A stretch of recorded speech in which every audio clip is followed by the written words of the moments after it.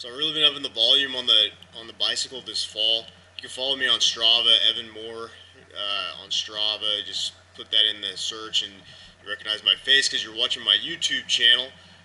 But I feel like I've really done a fall 2015 peak. I really upped the volume between like 60 to 90 miles a week for the last month, and for the last 3 to 4 weeks, I've been putting some climbing on. The first time I've been doing some climbing in the last, basically in my cycling career, which is, I've been riding for about 18 months now.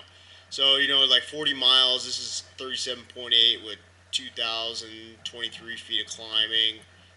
This is 2,600 feet of climbing, 38 miles.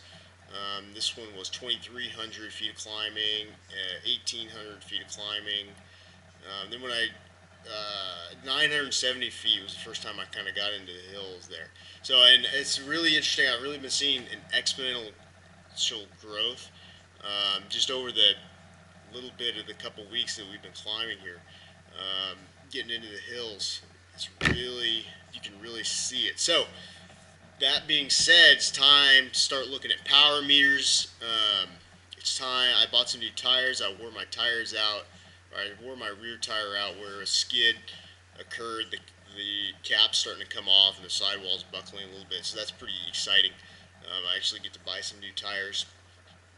Those tires probably have about 2,000 miles on them when I bought the bike new. I rode like 1,000 miles, and then my odometer broke for like 500. And now I'm on Strava, which is I'm totally stoked about.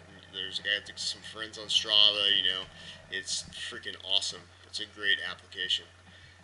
But I'm going to be taking the next about 10 days off the bicycle, at least on the road. I might jump on the trainer. I'm going to be in the gym.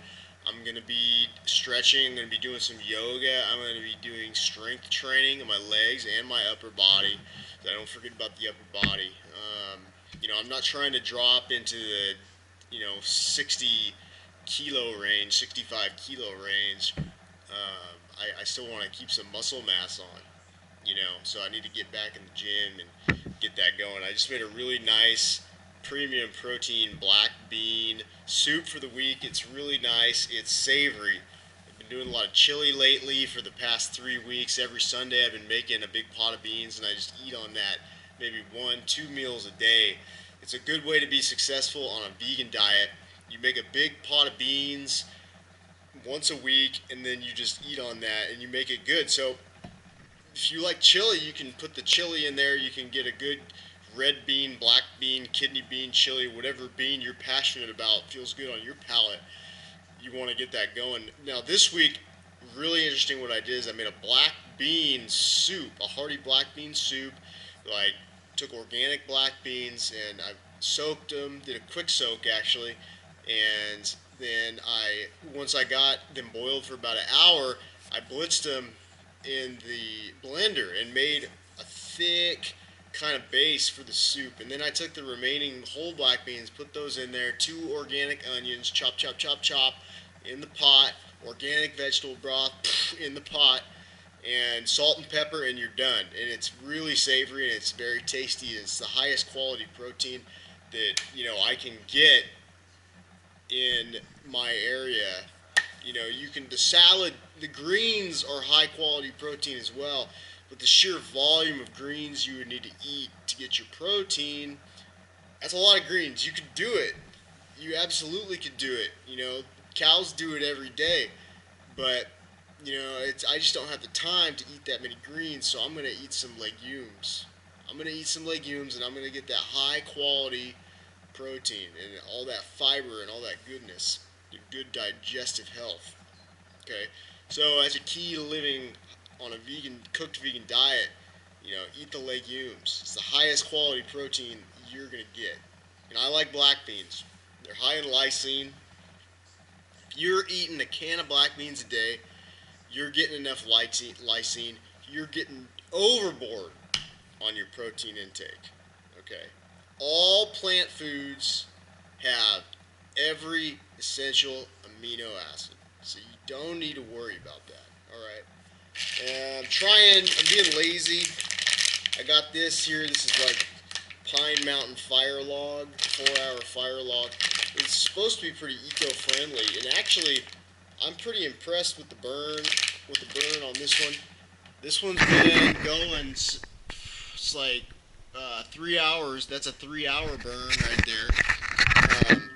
And it's still going pretty well. Now the thing is, there's the other brand. I can't remember their name, but you see it all the time in grocery stores. If you live in the U.S., it's a yellow bag instead of a green bag. But what I noticed is that that product burns a little bit hotter and a little bit quicker. Now, what I am concerned about is I got a temperature gauge on top of my stove, and the temp is not getting into the burn zone. So I'm concerned about creosote. However, this thing says that it's clean burn technology. 100% natural fire log, more warmth, more time, more light. Okay, it burns up to 80% cleaner than real wood. All right, 80% less combustion residue, 78% less carbon monoxide, 60% less creosote and particulate accumulation. So, I guess even though I'm not in the clean burn zone, because of the way this is designed, I'm getting far less creosote than maybe I would if I was burning whole wood. But the heat output is just not there. These fire logs are more for ambiance. They're not really designed to give you the volume of heat that you're going to want to heat your house. All right. But I will say that I don't know.